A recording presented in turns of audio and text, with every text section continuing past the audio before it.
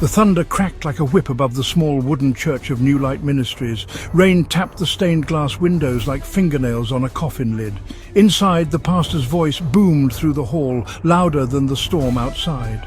"Pastor Emmanuel, deliverance is coming. But first, we must cast out the unbelievers." People stood clapping, weeping, speaking in tongues. The light flickered as if the building itself was possessed. In the front pew sat Sister Miriam, her eyes locked on the man in black robes. Her 3 daughters, Joy, Grace and little Leah, sat beside her, swaying with the crowd. Behind them sat her husband, Thomas, silent, stiff, like a forgotten statue, Pastor Emmanuel. In the darkness, the truth reveals itself. Only the faithful shall survive this fire. Candles were lit. The pastor stepped down from the pulpit, walking slowly down the aisle, eyes fixed on Thomas. "Pastor Emmanuel, Thomas, do you believe your family is clean? Thomas, what do you mean? Pastor Emmanuel, have you led them in purity, in faith, in obedience? Thomas, I've done my best. Pastor Emmanuel, your best isn't enough. The devil lives in lukewarm fathers. The Lord showed me a vision, and in that vision you were the chain holding your family back from salvation. Thomas, you're wrong. I've been faithful. I've brought them here for 10 years. Pastor Emmanuel, then why did I see your daughters in my dream, wearing white robes of holiness while you were in chains? You must submit, you must be cleansed. Thomas, I won't be humiliated.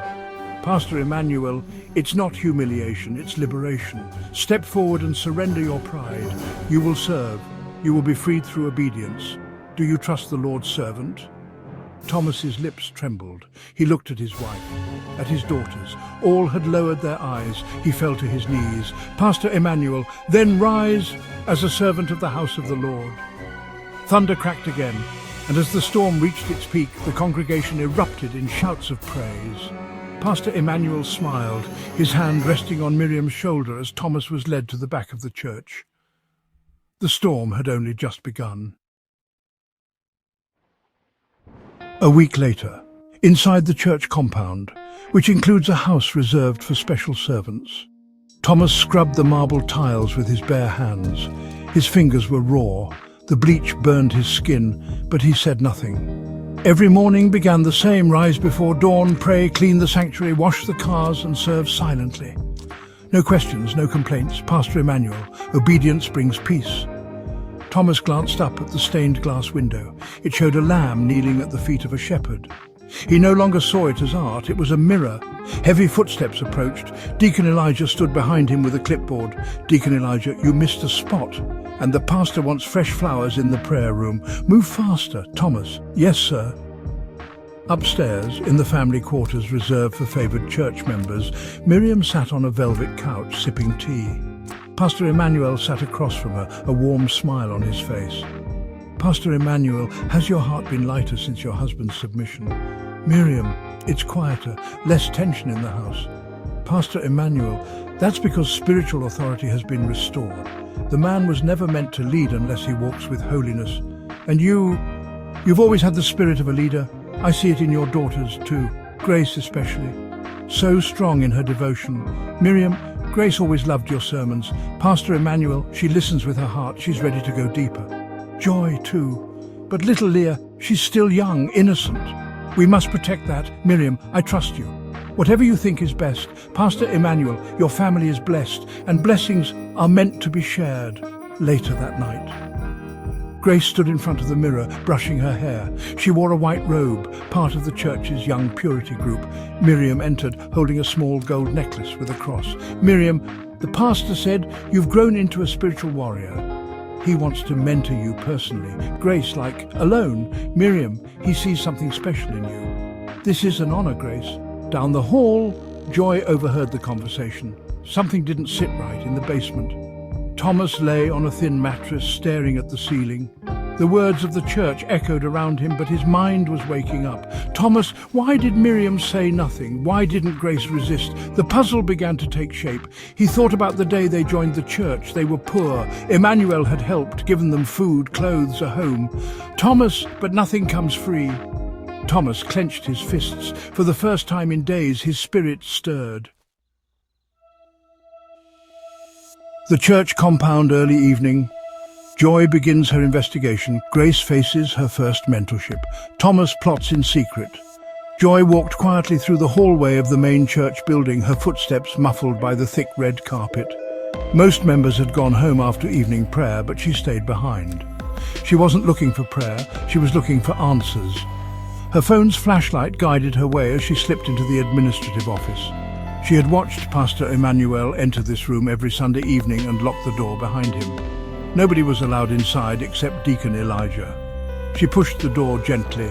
Joy unlocked. Strange, he never forgets to lock it. The office was neat, too neat, every pen in place, books aligned like soldiers. She moved quickly, careful not to leave anything out of place. On the desk sat a thick leather-bound Bible. She opened it. Inside was hollow, not pages, a hidden compartment. Joy, her heart thudded. Inside flash drives, several, a phone, an old envelope labelled Private Miriam plus Family. She opened the envelope with shaking hands. Photos, her mother, a much younger Miriam with Emmanuel, smiling, in bed. Joy almost dropped the pictures, her breath caught in her throat. She flipped through them. There were others too. Different women, some she recognized from the congregation, all in compromising positions. She shoved the photos back in the envelope, grabbed one flash drive and slipped out of the office. Elsewhere in the prayer room, Grace sat in a white chair, hands in her lap. The room was dimly lit, decorated with candles and a single large cross. Pastor Emmanuel entered silently, dressed in his black ceremonial robe. Pastor Emmanuel, "You came, Grace. Do you trust me?"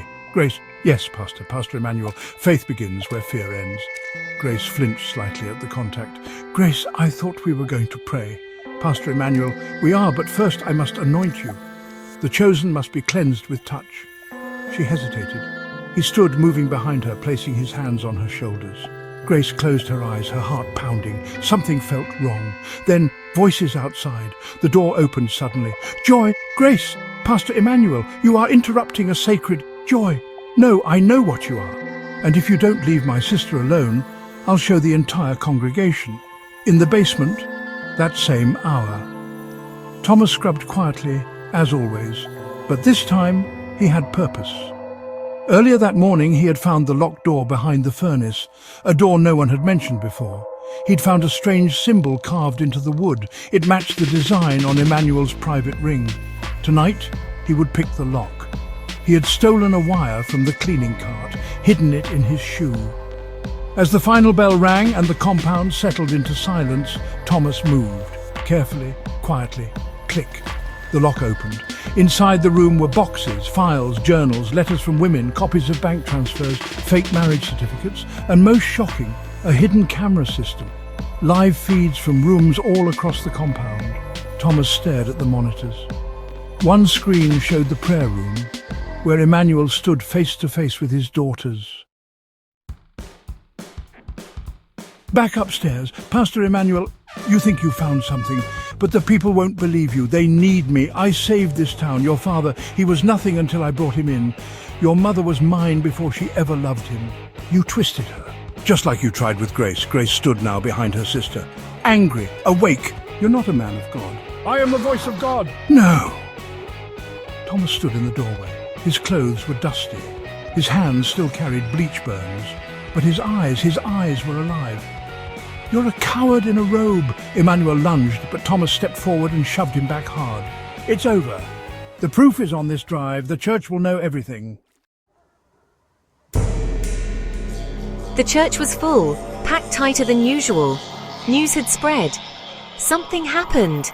Nobody knew what exactly, but when a storm brews inside a holy house, the flock gathers fast. The family prepares to expose the truth.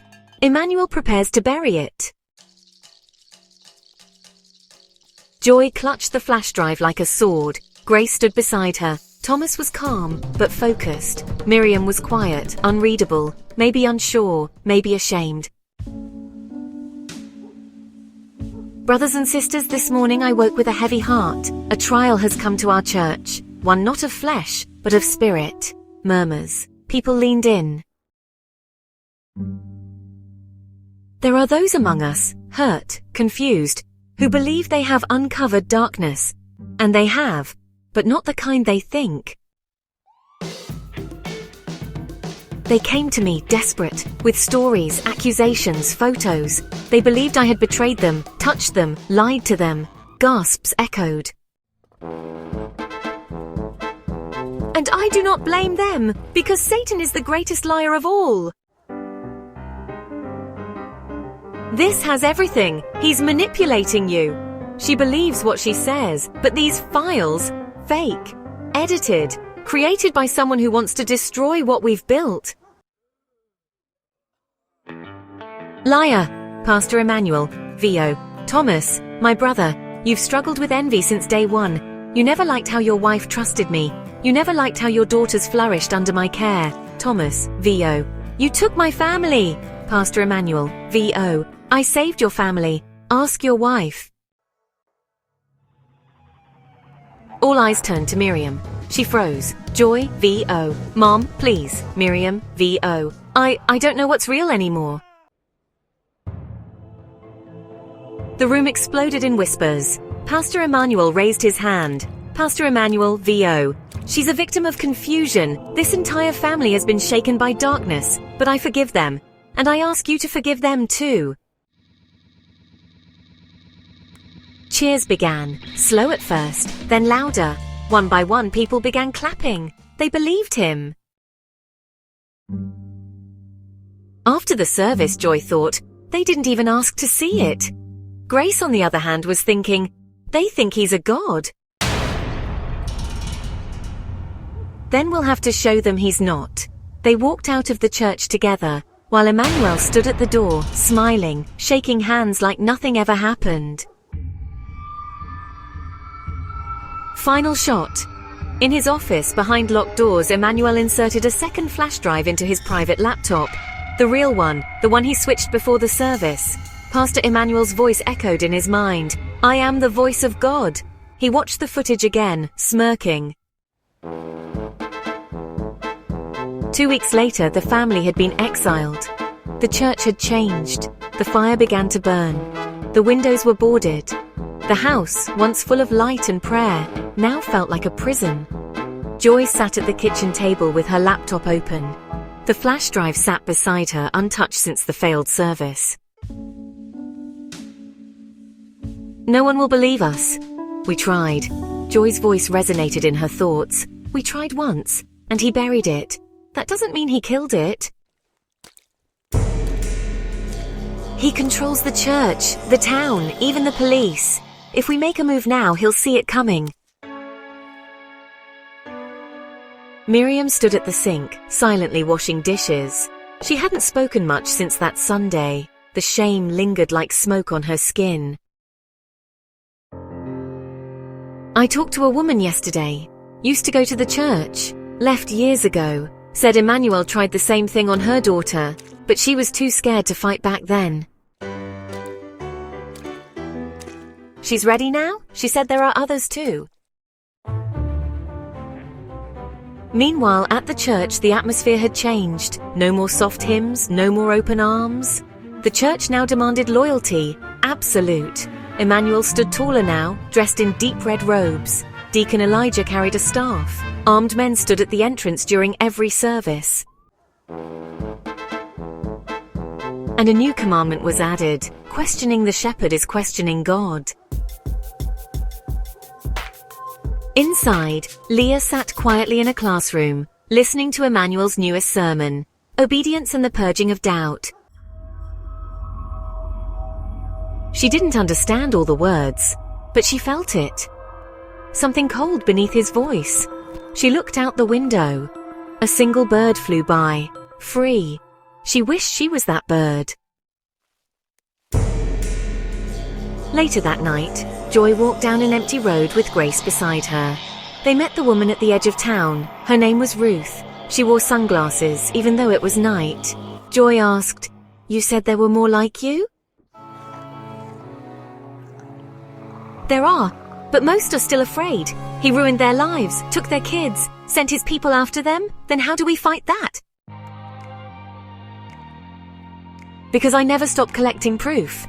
And now, you've got the final piece." Joy opened the folder. Inside were old police reports, letters, photos. One of them showed Emmanuel in a hotel room, with a different name on the register. He's not just a predator, he's a fraud. Back at the church compound, Emmanuel knelt before a golden altar. Alone, candles flickered in the darkness. He muttered in tongues, whispered things no holy man should say. They think they're building a case. Let them build it. Send someone to her house. Let them know we're watching. He reached for his phone, dialed a number. At the family's house, 3 a.m. A rock shattered their front window. Grace screamed. Thomas ran to the door. No one in sight. The shepherd sees you. A message scrawled in red paint on the porch. We're not going to the church anymore. We're going to the world. Scene 6. Whispers of rebellion. Setting church compound, the town outskirts. A hidden meeting. The fire spreads beneath the surface. Rain drizzled softly over the tin roof of the old garage behind Ruth's house. Inside, the lights were low, the windows covered. A small group gathered, 5 women, 2 men, and the entire broken Thomas family. Joy's voice echoed in the space. I don't want revenge. I want truth. And I want the world to see it. If we do this, there's no going back. Emmanuel's not just a man, he's a god to these people. He's just a man, he just hides his demons in robes. The journalist's name is Cynthia. She's investigated cults before. She's not scared. She'll have everything by tomorrow.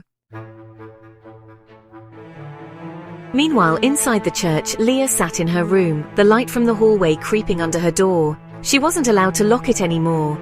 Emmanuel's rule. Earlier that day during purity class, she'd seen something.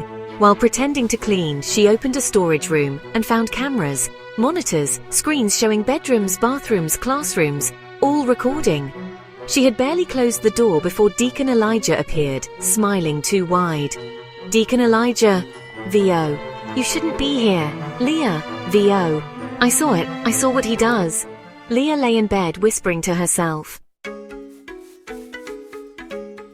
At the journalist's office the next morning, Cynthia Ruiz was tough, sharp-eyed, and had been called a truth hound more than once. She inserted the flash drive, and within seconds her face changed. Cynthia, VO. This is bigger than a scandal. Joy, VO. It's a cult with power.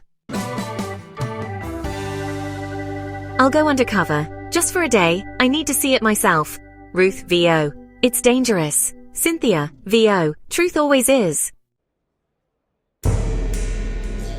Back at the church, on the same day, Emmanuel stood in front of his most loyal followers in the private chapel. Pastor Emmanuel, VO. There are traitors among us, wolves in sheep's clothing. They bring lies, whisper filth, and try to divide the flock. The names of those who have not returned to service, they must be found, watched. Pastor Emmanuel, VO. Begin tonight. If they do not repent, we cleanse them. That night at Ruth's house, a car passed slowly, then again and again. Inside, Ruth loaded documents into a box. Ruth, VO. We have to move now. Thomas, VO. Get out. Ruth, VO. He wants a war. Let's give him one. In her dark office, Cynthia typed quickly, uploading the first part of the story, God's House of Lies. At the same time, Leah slipped a note under the altar in the main chapel. A warning. Leah, VO. He watches everything, even the girls. Help us. And in his private chamber, Emmanuel stared at the security footage, rewinding, replaying. His smile was gone. Now only fury. The buzz started before the sun rose. Phones buzzed, screens flashed, voices whispered. God's House of Lies. Full investigation into Pastor Emmanuel and the Light Tower Church by Cynthia Ruiz, national reporter. The article spread like wildfire. Pictures, testimonies, audio clips, surveillance stills, redacted police reports, even names of people who disappeared after confronting Emmanuel. By 9 a.m., half the town was outside the church gates, some in shock, some in disbelief, some in rage, and the church locked up tight. Emmanuel stood before the altar in silence. The private chapel was dark except for the stained glass windows glowing red from the morning light. Elijah knelt behind him, trembling, Emmanuel, they've declared war on God. Elijah, they've declared war on you. Emmanuel, I am the voice of God. Lock down the compound, no one leaves, no one talks to press. They want fire, we give them smoke first. Joy scrolled through the comment section, her hands shaking. Joy, is this real? He baptized my daughter last year. Oh my God, burn that whole place down. Fake news. Satan's trying to divide us. Some believed, some didn't. Thomas closed the curtains. Thomas, they'll come for us harder now. Grace, they already tried burning Ruth's house. What's next? Miriam sat quietly, still wrapped in guilt and silence. Her eyes were empty. Joy, Mom, you knew, you let it happen. Miriam, I thought he was saving us, but he was just breaking us slowly. Joy, then help us stop him. Later that day, inside the church compound, Leah watched from a high window. Armed guards walked the perimeter now. The girls weren't allowed to leave their dorms. In the hallway she passed a friend, Tammy, who had a bruised lip. They didn't speak. They didn't need to. She crept back into the storage room. The cameras were still running. She reached for a wire, pulled. The screens went black. For a moment, silence filled the room. Then, an alarm. Leah bolted, heart pounding, but she wasn't done. That night, she hid a flash drive under the mattress in her dorm labeled, "If I Disappear." Cynthia walked into the station with her press badge. Cynthia, I have evidence of a cult leader abusing his power. I want protection for my sources. Desk sergeant, he has people in here too. Cynthia, then tell the ones that don't work for him, we need them now. Emmanuel stood before his closest inner circle. Emmanuel, we need a sacrifice, they want a symbol. We'll give them one. Bring me the girl who's been sneaking around. Leah. Elijah. She's just a child. Emmanuel, she's a threat. Elijah, yes, Shepherd. Joy mails 3 hidden copies of the flash drive to different journalists. Thomas begins calling old church members. Some begin to listen. Leah sneaks a note out of the compound, tucking it into the backpack of a delivery boy. Emmanuel stares into a mirror, repeating to himself, I am the light, I am the way, I cannot fall. But outside, the walls are shaking. Emmanuel, I am the light, I am the way, I cannot fall. Leah woke to the sound of footsteps. 3 men stood at her bedside. Elijah was with them, eyes low. He didn't meet her gaze. You need to come with us, now. They took her through the back halls, places she'd never seen, beneath the sanctuary, past locked doors, down into the belly of the church. A stone room waited at the end, lit by candles. A table in the center, chains bolted to the floor. No, please, Leah pleaded. Elijah's voice was solemn. Pray someone stops him. At the safe house, as the sun began to rise, Joy shook Cynthia awake. We got it. The note. From Leah. She held up torn paper with smudged writing. Leah's desperate words echoed, They're taking me underground. Help me, please. Cynthia's resolve was firm. This is enough. I'm sending it. She opened a secure app, uploading Leah's note, photos, and the location. Thomas's determination was clear. I'm not waiting for a headline. I'm going now. Miriam's voice carried a mix of defiance and knowledge. You won't get in alone. You think I don't know the tunnels, the secret entrances? I was his favorite once, remember? I know where he breaks them. Joy shook Cynthia awake. We got it, the note. From Leah, she said, holding up a torn piece of paper with smudged writing. Leah's voice echoed in their minds. They're taking me underground. Help me, please. Cynthia nodded resolutely.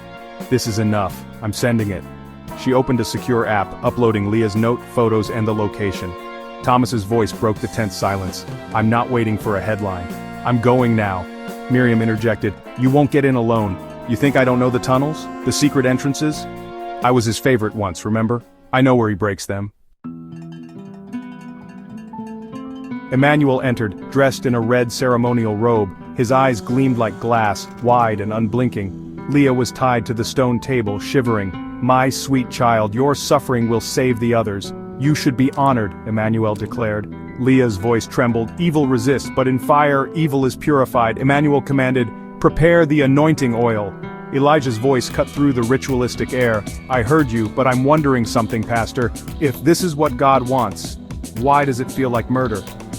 Meanwhile, in the tunnels, Miriam led Thomas, Joy, and Grace through an old stone passage under the old church bell tower. This was the only place we could cry where he couldn't hear us," Miriam whispered. The air was cold, wet, and heavy with secrets. They came to a narrow door. Miriam knelt, opened a small panel hidden in the wall, and turned a rusted lever. A second door slid open. Behind it, they heard voices. Seconds later, inside the sanctum, Miriam's voice rang out, "Leave her!" Emmanuel turned, eyes blazing. "You!" Miriam stood firm. "No, I found it again, and it's not you." "Leave her, you—" "No, I found it again, and it's not you."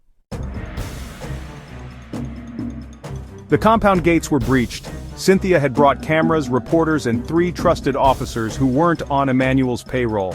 Survivors poured out of locked dorms. One officer dragged a screaming Elijah away. Another found the camera room still flickering. "This isn't over. I am the fire." Leah sat in the back of an ambulance, wrapped in a blanket, holding Joy's hand. Miriam stood outside, her hands covered in wax and blood, face pale but peaceful. Cynthia filmed the last scene, Emmanuel being loaded into the back of a police truck. The church's golden cross was pulled down by a crane. "You brought down a monster. We just stopped worshiping him." 6 months later, outside the courthouse, a small crowd had gathered. Reporters, survivors, and curious townsfolk stood in the blistering sun, waiting. The courtroom doors opened, and the first trial of Pastor Emmanuel began. Inside the courtroom, the tension was unbearable. The once feared pastor was now a broken man. His once pristine robes were now ordinary prison clothes. His hair was unkempt, his eyes wild. He had spent the last 6 months in solitary confinement, awaiting trial. Joy sat in the back row, her face unreadable. Beside her was Leah, strong but silent. She had grown quieter, still haunted by the past but slowly reclaiming herself. Miriam sat next to them, her hands folded tightly in her lap. She had forgiven herself, but the scars were still there. The courtroom was packed. Emmanuel sat at the defendant's table, his lawyer speaking for him. His eyes flicked nervously to the spectators, especially the survivors sitting in the gallery. The prosecutor's voice echoed in the room. "Ladies and gentlemen of the jury, we are here today to expose the truth behind a man who manipulated and deceived an entire town, using religion and power to control and destroy the lives of innocent families. Pastor Emmanuel, who ran the Light Tower Church, is guilty of crimes too numerous to list." As the prosecutor outlined Emmanuel's crimes, the defense tried to discredit the testimonies. They claimed the survivors were either mistaken or motivated by personal grudges. But Joy knew the truth. The pictures, the files, the testimonies, they were irrefutable. The sun was setting, casting long shadows across the street as people walked away from the courthouse. "Do you think he'll get what he deserves?" Thomas wondered aloud. "I don't know, but the truth is out now," Joy replied. "People are starting to see." Thomas nodded. "You've done the hard part, we all have." Miriam added, "It's over, but we're still here. We're still a family." "Yeah, we are," Joy agreed, "and we'll rebuild, together." The room was dimly lit. Leah sat on the couch, her eyes focused on the TV screen. The news was covering Emmanuel's trial and the shocking revelations about the Light Tower Church. Miriam sat next to her daughter, her hands clasped tightly in her lap. "You okay?" Miriam asked gently. "It's hard to watch," Leah admitted. Miriam sighed. "I know, but you're safe now. We're all safe." "I know," Leah said softly. "But I still feel, I don't know, like I should have done more." "You did everything you could," Miriam reassured her. "You didn't have to save everyone. You saved yourself." Meanwhile, in a dimly lit room, an envelope arrived at Joy's doorstep. She opened it cautiously, not knowing what to expect. Inside there was a letter. She unfolded it and began reading. "I see the world has turned on me. You've won, Joy. But be careful. There's always someone watching. If you think the fight is over, you're mistaken. The light will rise again. And this time, you won't be able to stop it." The letter read ominously. Joy stared at the letter, her heart racing. She felt her hands tremble as she held the paper.